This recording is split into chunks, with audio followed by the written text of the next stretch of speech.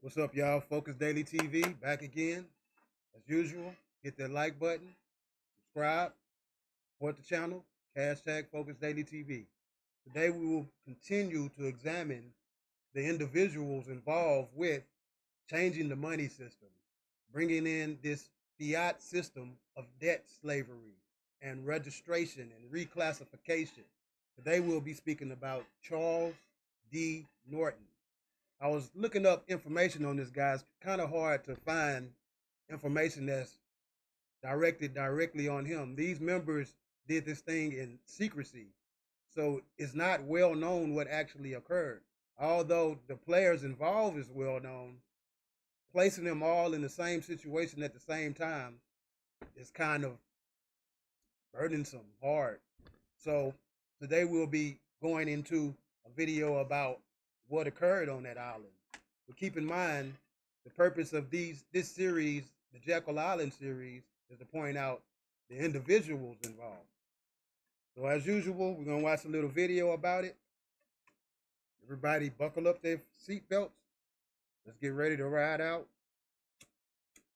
and roll through time.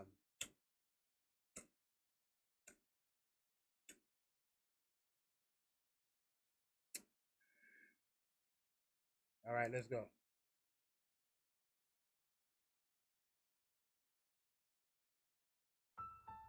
It was the panic of 1907.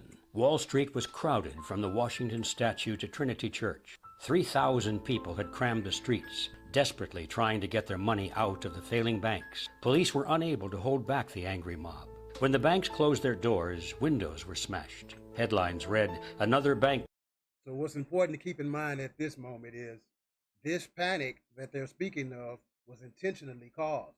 It's kind of like how they say a false flag. This was a false economic flag. And the purpose of this false economic flag was to bring in this new system of currency, to bring in this fiat system, and to get rid of the system that was based on true value of gold and silver as God spoke of in the Bible. Let's go. President shoots himself. Reporters were getting photographs to accompany the front page news. President Teddy Roosevelt was under pressure to take drastic action and was forced to ask for the help of a man he despised, J.P. Morgan. But this powerful banker had his own ideas. Once again, J.P. Morgan was the leader of this crafty council. However, other individuals played a key role in it also, which leads us to Charles D. Norton. But let's continue with the historical account of these events. As he watched the panic from the windows of his towering office. 10 Days at Jekyll Island recreates this historic drama in stunning detail and reveals the hidden hand that shaped the destiny of America. A secret meeting they said did not exist. A duck hunt that never was. Men with no names, drinking 80-year-old scotch as they laid the plan for nothing. Exactly, men with no names, which is why it's difficult to find evidence of the key players. Of course, people like J.P. Morgan are well known, so his involvement is well documented. But people like Charles D. Norton involvement is kind of hidden. So we have to delve into the history surrounding these events in order to get a clear picture of these individuals. Less than an economic takeover of the nation. In November of That's it, the economic takeover of the nation. Let's go. Less than an economic takeover of the nation. Men with no names, drinking 80-year-old scotch as they laid the plan for nothing less than an economic takeover of the nation. In November of 1910, the heads of the most powerful banking institutions in America boarded a private railroad car in New Jersey. This guy, Charles D. Norton, was connected with the First National Bank. He also has a relationship with the Quakers of the Oatmeal Dynasty. As we continue to go through this Jekyll Island series, you'll see how each individual is connected to all the major corporations that run the world today. And this is not by coincidence. These corporations align themselves with this evil plot by the gentlemen that were attending the Jekyll Isle meeting. For a 1,000-mile journey to Jekyll Island in Georgia, the bankers were told to come to the station separately and not to acknowledge each other in public. Even after boarding the private car, they were told to address So what was the purpose of the great secrecy? That's the question that you should be asking each other by first names only.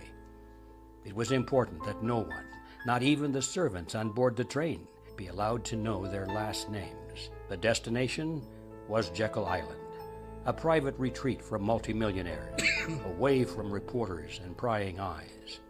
The purpose was to participate in one of the most clandestine meetings in all history. The purpose was to conspire against us as the African American people, to bring in a financial reality that would make us all bondsmen and bondwomen, as the Bible speaks of. That was the true purpose. Participate in a private retreat from multimillionaires, away from reporters and prying eyes. The purpose was to participate in one of the most clandestine meetings in all history. Secrecy was so important that the regular staff had been replaced by temporary servants who would be unlikely to recognize the faces of these men. Now, at last, 10 days at Jekyll Island. Once again, what was the purpose of the great secrecy? Island reveals what went on at that secret meeting and how it changed America forever. 10 days at Jekyll Island literally were 10 days that shook the world.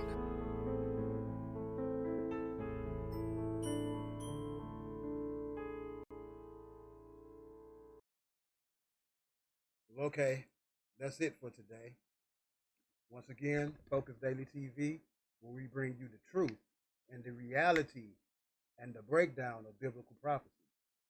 While you're here, before you go, hit that like button, subscribe, support the channel, #Focus TV. Until next time, we out.